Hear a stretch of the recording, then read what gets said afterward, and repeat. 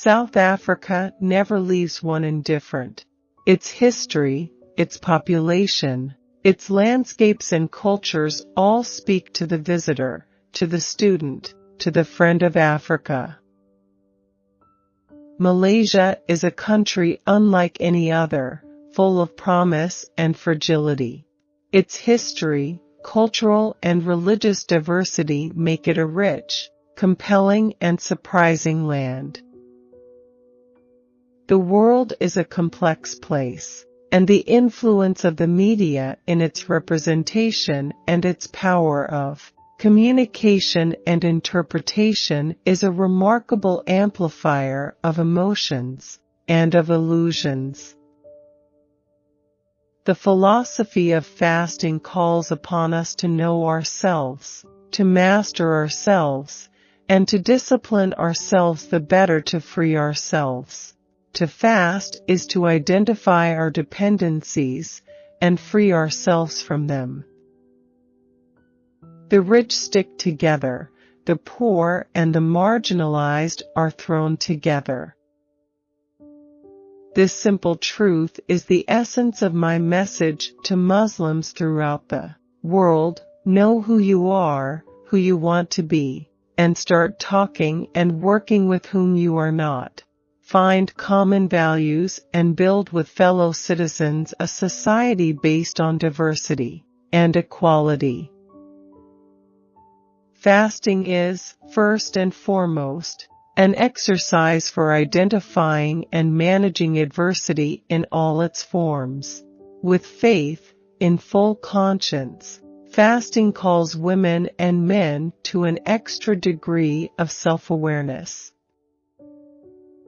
Clarity and consistency are not enough. The quest for truth requires humility and effort. Advertising, music, atmospheres, subliminal messages, and films can have an impact on our emotional life, and we cannot control it because we are not even conscious of it. The strength of democratic societies relies on their capacity to know how to stand firm against extremism while respecting justice and the means used to fight terrorism. We must master our egoism, and through this mastery, step outside ourselves and educate ourselves in giving. Fasting requires that we rediscover all that is alive around us, and reconcile ourselves with our environment. Culture constitutes an essential element of social and political liberation. As people rise up across the Middle East and North Africa, the diversity of their cultures is not only the means, but also the ultimate goal of their liberation and their freedom. In its haste to bolster nationalism, in its obsession with security, Europe is losing its soul. Discomfort levels in our societies are rising, or so it would seem. In theory, we invoke diversity and tolerance, but in real life, we raise our hackles and withdraw into ourselves. Being Muslim has become synonymous with pointed questions, with tension and mistrust, even with conflict. It has become a global phenomenon with profound consequences for intercommunal relations, political rhetoric and policies at the local, regional, national, and international level. Ramadan is, in its essence, a month of humanist spirituality.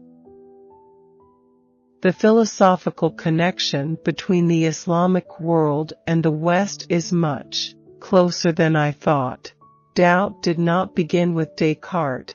We have this construction today that the West and Islam are entirely separate worlds. This is wrong.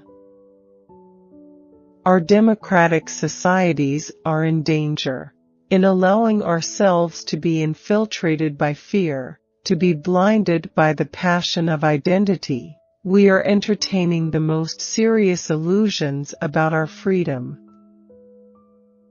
Lack of consistency is a weakness shared by all nations. Instead of looking outside of ourselves and counting potential enemies, fasting summons us to turn our glance inward and to take the measure of our greatest challenge, the self, the ego, in our own eyes and as others see us. Freedom of expression is not absolute. Countries have laws that define the framework for exercising this right and which, for instance, condemn racist language. The fact that Western Muslims are free means that they can have enormous impact, but it would be wrong to claim that we are imposing our ways on the West. New ideas are now coming from the West. To be traditional is not so much a question of protecting ourselves as to be traditionalist in principle. Religious symbols should be visible in public space, in a dignified and non-provocative manner. Christmas trees here, Jewish menorahs there, and, further along, a minaret. These symbols represent human life in all its diversity.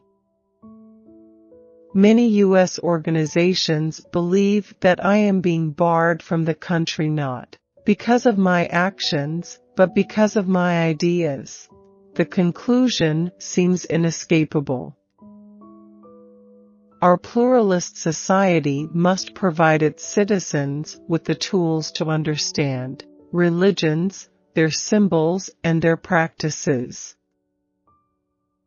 The army camp that coordinates the agencies of our brain is vulnerable, both in itself and from within. In effect, he who can know and master its functioning and psychology from outside can become twice its master. We must delve deep into history the better to engage a true dialogue of civilizations. Fear of the present can impose upon the past its own biased vision. I want to be an activist professor. National politics and elections are dominated by emotions, by lack of self-confidence, by fear of the other, by insecurity, by infection of the body politic, by the virus of victimhood. Every country in Europe needs immigrants for its economic survival. South Africa is laboring to find its revolutionary path. The colors of the rainbow nation have difficulty blending together. The wealthy elites, white, black, or Indian, profit from de facto segregation.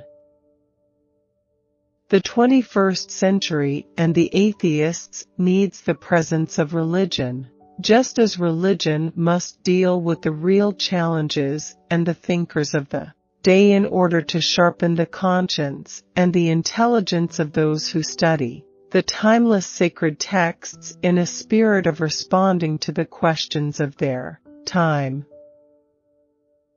Our emotions are often beautiful, but they can also be dangerous.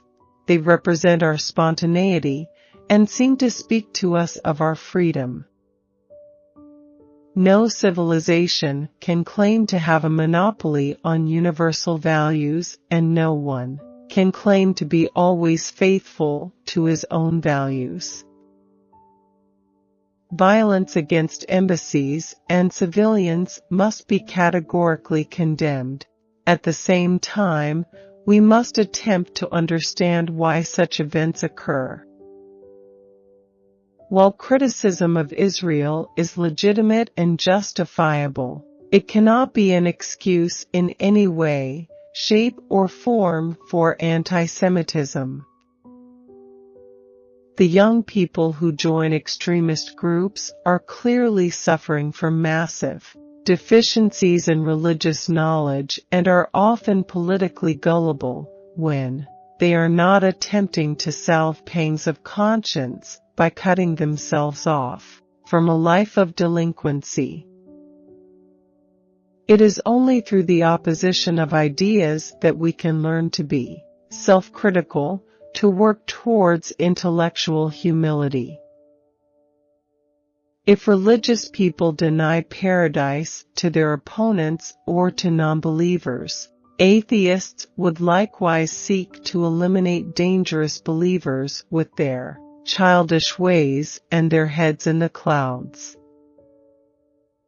The month of Ramadan is the world's most widespread fast, and yet its teachings are minimized, neglected, and even betrayed through literal application of rules that overlooks their ultimate objective. Mankind must be positively and constructively wary of mankind, of their fellow man, of their families, of the members of their faith community, of their fellow citizens. History is replete with ideologies of freedom, justice, liberation of the downtrodden and the exploited, that have been turned against the very people they had mobilized, or that have reproduced the same logic of exclusion and terror toward those whom they claim to set free. Instantaneous and mass communication is the mother of mass naivety. Should we then lose hope? Is there any hope? But to lose hope is as dangerous as to nurture false hope. Where then can we find hope that is responsible? Political rhetoric leads only to confusion. Times have changed, so must the lenses through which we see the political future. Cultures are never merely intellectual constructs. They take form through the collective intelligence and memory, through a commonly held psychology and emotions, through spiritual and artistic communion.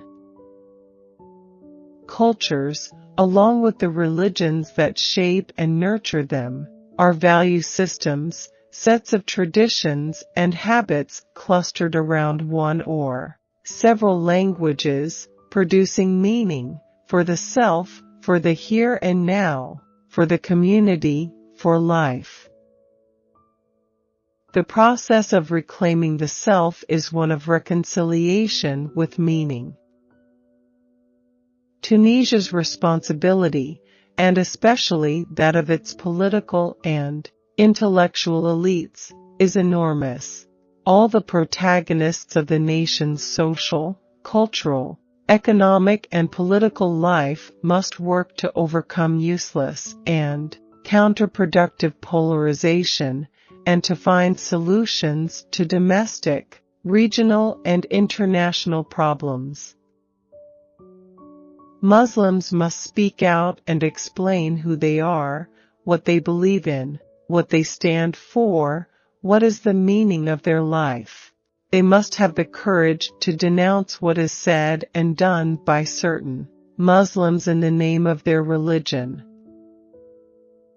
In the name of the rule of law, democracy, and human rights, we cannot accept that the rights of individuals, Arab or Muslim, be trampled upon, or that populations are targeted and discriminated against in the name of the war against terrorism. Terror will crash down on us if we fail to understand that a pluralistic society requires the personal and daily commitment of every citizen. We must confront our own racism. Discriminatory housing and employment policies are nothing more than institutionalized racism. It is of the highest importance to provide equal access to the labor market. Governments should act to establish equitable employment standards and penalize racial discrimination.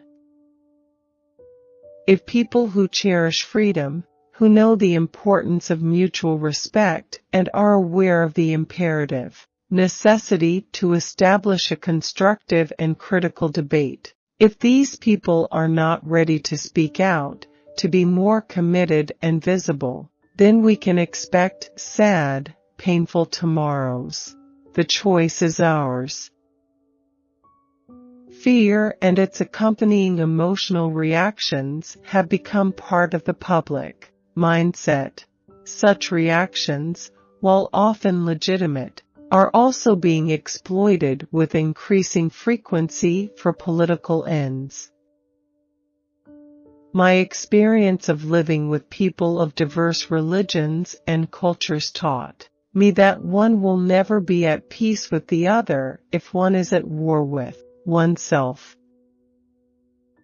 The very moment you understand that being a Muslim and being American or European are not mutually exclusive, you enrich your society, promote the universal principles of justice and freedom, and leave the societies elsewhere to find their model of democracy based on their collective psychology and cultural heritage. The great majority of Americans do not know much about Islam, but nonetheless fear it as violent, expansionist, and alien to their society. The problem to overcome is not hatred, but ignorance. The challenge for Muslims in America is to respect the fears of ordinary people while resisting the exploitation of those fears by political parties, lobbies, and sectors of the media. To meet this challenge, Muslims must reassess their own involvement, behavior, and contributions in American society.